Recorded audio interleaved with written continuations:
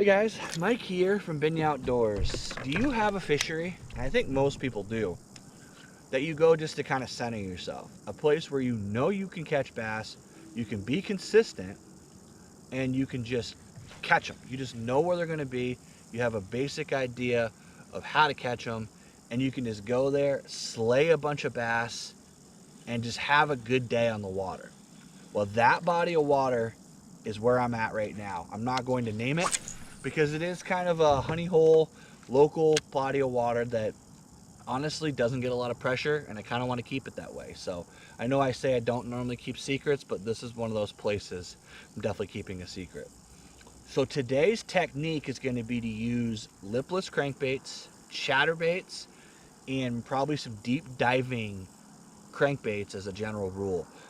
This place has a lot of bass that like to do that to me, where they're little guys like that I just dropped, or there's also bigs in here, but they like to hit that bait on the move and just smoke the bait. It's some of the toughest, hardest hitting bites you will ever experience on a body of water, and they fight just like smallmouth. And like I said, it is an awesome place to catch fish for this reason, because they come in hard and they school up quite a bit, and I can catch a bunch of fish in a row real quick out here. Like I said, I'm working a lipless right now. That's what we're using. I think I actually closed his mouth here. Yep, I did, so I'm gonna have to do a little fancy unhook here. There we go. I got him really good. Just give me just a second guys, and I'll get back to that. This place, like I said, this isn't a monster. I know that, and that's not why I'm here. I'm not here to catch 5-pounders, though they're here. I'm here because I know where the bass are, I know what they eat, I know how they eat, and ultimately, I can have a good day on the water and also make you guys some pretty cool content, because these fish tend to be a little bit more acrobatic, they're a little bit more aggressive. They tend to come flying out of the water like a smallmouth. So, if that's something you're into, if you like watching really cool fish catches, stick with this video, because there's a lot more of those to come. So that's, hold on guys.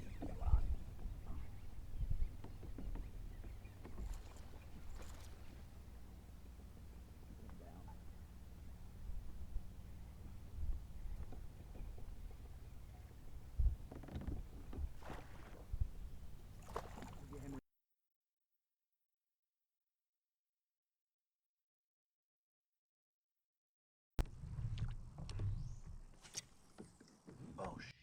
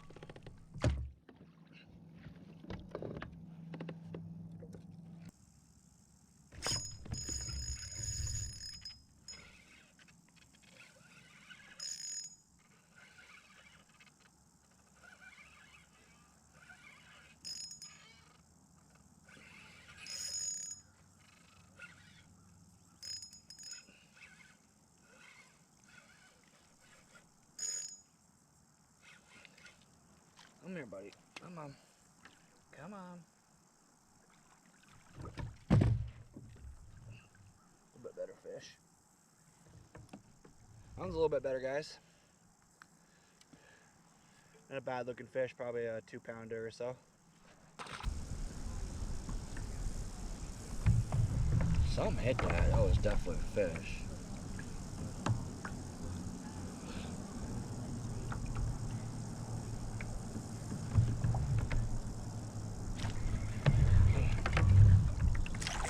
Man, you chased that for a long time, bro. That fish chased me all the way back to the boat. I felt him hit it 3-4 times, but he didn't hit it hard enough. That's probably a good point, guys, to bring up, is whenever you're fishing and you feel a little bite, don't just give up and burn it back to the boat. Reel it all the way back, because sometimes that fish is tailing it and just hitting it, just tapping it in the back end, just trying to knock it down, stun it, whatever. And if you keep reeling, sometimes they will latch on and you'll be able to bring that fish back into the boat.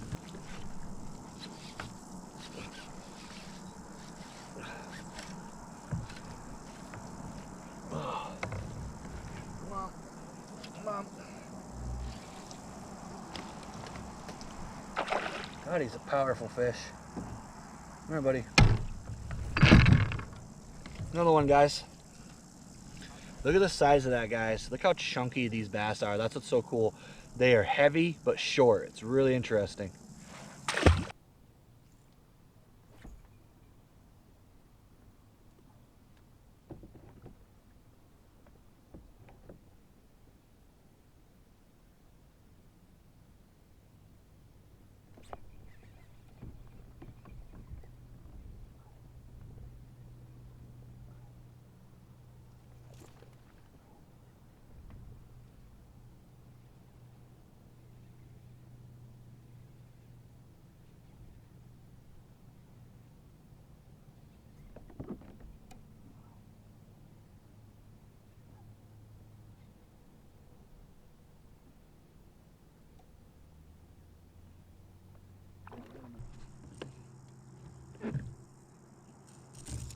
Got you in a bad spot, bro. Got you in a bad spot, man. Another one, guys. Nice long one. Hey guys, so one of the things that is actually very important in some bodies of water and makes all the difference as to whether I catch fish or not is adding a leader to my braid. The other thing that I've really done that has burned me very, very badly in the past, and I want to talk about it real quick while I do this, is that I have failed to retie. So you notice if you watch a professional fishing series, some of them even have breaks in between where there's periods where they can't fish, and those guys strip all their line off their reel and they sit there and they retie it, and you wonder why.